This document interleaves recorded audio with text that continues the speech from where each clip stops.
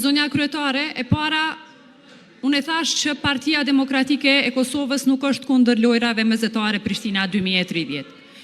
E dyta, ngutia që të kalohen ligje duke shkelur regula, duke mos respektuar ligjin e prokurimit publik, duke mos pas dëgjim publik, që u përmend me të drejt këto, dhe duke përmendur ju sot afatet për presidentin, kjo nuk duaj asesi t'i shkoj për shtati i kuvendit, sepse deputetët kanë kërkuar në amandamentimin e ligjit që të respektohet prokurimi publik me legislacionin e fuqi. Nuk është vullneti deputetëve që ka qenë që ky ligj të vije me kritika serioze të Bashkimit Evropian, sepse po flasim për menaxhim të 254 milion eurove.